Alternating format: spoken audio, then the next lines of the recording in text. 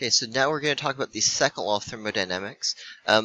As we already talked about in the last video, the second law of thermodynamics is the more complicated one because there's different ways to state the same information. Okay, so here's how we're going to talk about the second law of thermodynamics, one of these three ways. Heat always flows from hot to cold. Now, really, this should say always naturally flows from hot to cold. You can get heat to flow from cold to hot. Right, that's kind of like how a refrigerator works, but you have to put an outside energy in order to make that happen, like with a heat pump or something. So heat always naturally flows from hot to cold. You can also say the entropy of a system always tends to increase. Again, when you see that word tends to, that's the same as naturally. Okay, in other words, on its own, entropy always tends to increase. Now, what does that mean, entropy? Well, a poor man's explanation of what entropy is you can roughly think of it as the amount of disorder of a system. And we'll see some examples of that here in a minute. The third way of stating the second law of thermodynamics is there's no such thing as a 100% efficient machine. So we'll do some example calculations with this, but little e is efficiency. And basically, the efficiency is the output of a system over its input. And again, we'll see what that looks like here in a minute. You do typically state efficiency as a percent, so please keep in mind that when you calculate efficiency, you should end up with a decimal that's less than 1. To make it into a percent, you would have to multiply by 100. Okay, so just keep that in mind. Now, when you find efficiency, you cannot have more than 100% efficiency. If you had an efficiency of more than 100%, that would basically mean that you're putting out more energy than you put in. In other words, that would mean that you're creating energy from nothing, which would violate the first law of thermodynamics. Because remember, the first law basically is the conservation of energy. That says you cannot create or destroy energy, you can only change its form. And so you cannot have more than 100% efficiency. That has to do with the first law. The second law says that you can't even get to 100% efficiency. Basically, in every situation, you're always going to have an efficiency less than 100% because you always lose some amount of energy. Some amount of energy is always wasted, typically in the form of heat. Okay, so if you think like your car engine, for example, you put gas in your car to make it go, and the engine, burns the gas to make the car move. If you measure the amount of energy in the car moving versus the amount of energy in the gas, you'll see a lot of the energy from the gas is actually wasted because it goes to heat. Okay, and so basically every real world situation has an efficiency less than 100%. So let's take a look at some examples.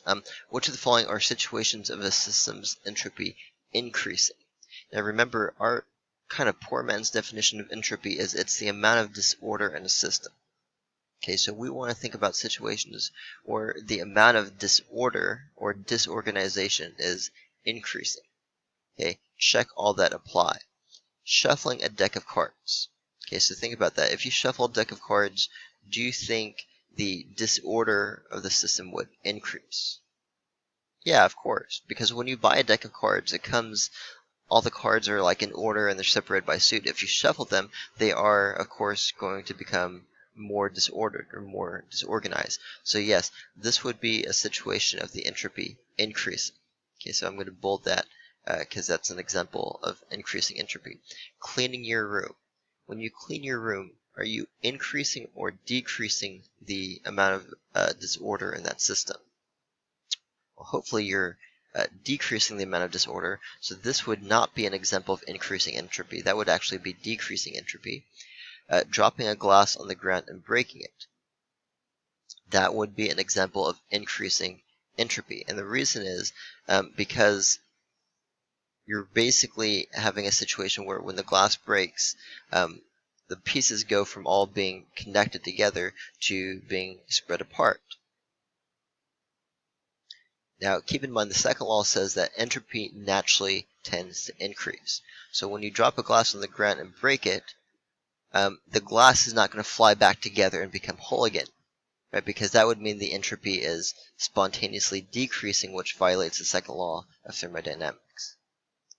heating a container of gas. This would also be an example of increasing entropy. And the way you have to think about this is, remember, in a gas, all of the particles are separated and they're all flying around doing their own thing.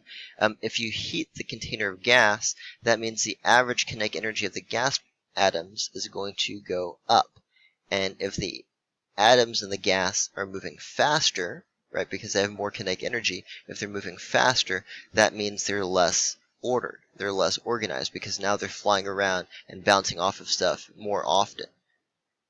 Okay, so that is an example of increasing entropy. Freezing an ice cube is an example of decreasing entropy. When you take a liquid and you freeze it, the atoms slow down, they don't move as fast, and they kind of form a solid, and they kind of lock into place around each other. That would be an example of decreasing entropy. Okay, so that is not an example. The next example, it says a certain light bulb consumes 200 joules of electrical energy per second, but only emits 25 joules of light energy per second. What is the efficiency of the bulb? Okay, so we're going to do this simple calculation. Remember, efficiency is output over input. I do want you to keep in mind as reading the question, it says 200 joules per second.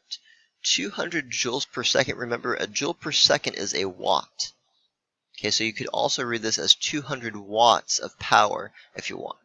In this case, it doesn't really matter what unit we give it. Okay, you can either think 200 joules per second or 200 watts. Well, it's the same thing. So let's do this calculation. Now, efficiency is output over input. There's no units for efficiency, by the way. It is a unitless number. So in this case, it says the light bulb consumes 200 joules of electrical energy, but emits 25 joules of light energy per second. So you need to think which one is the output and which one is the input. Now, hopefully that word emits clues you in that this 25 joules of light energy is going to be the output, and that means the other one is going to be the input. Okay, now, that means we are going to have 25 over 200. And if you calculate that out, you should get 0.125. Now, a couple things. There's a really easy way to check to see if you did this correct. Remember, you cannot have an efficiency more than 100%, because that would violate the first law of thermodynamics. Okay, that means the top number should, in theory, always be smaller than the bottom number when you do this calculation. Okay, so that's an easy way to check to make sure that you're doing this correct. The second thing is, remember, efficiency is typically stated as a percent.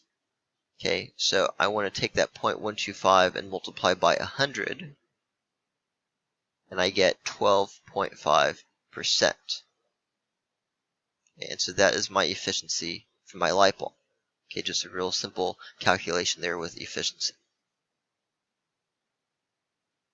Okay, so I'm going to clear that.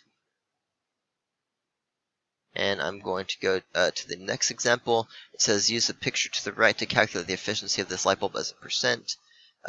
What is the highest possible efficiency an object can have? Now, this is not the best question because it's kind of ambiguous. It depends on the situation and it depends on the object. Obviously, you cannot have more than 100% efficiency, right? Now, according to the first law of thermodynamics. Now, according to the second law of thermodynamics, you can't even get to 100% efficiency. And so I guess theoretically you could say, 99% efficiency would be the highest possible efficiency. But in real life, you would not even get that close.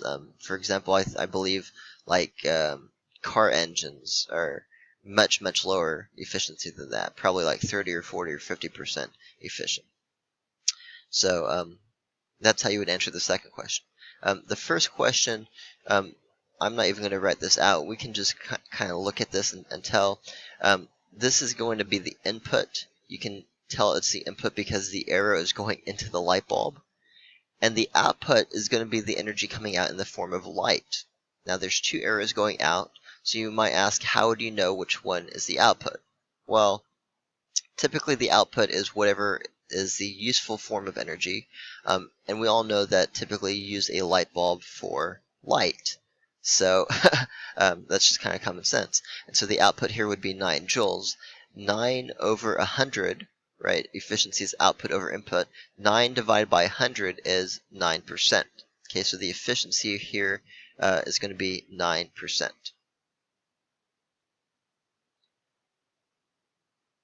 Okay, so we've done some examples with the second law of thermodynamics. You should now be able to work on your worksheet. Please let me know if you have any other questions.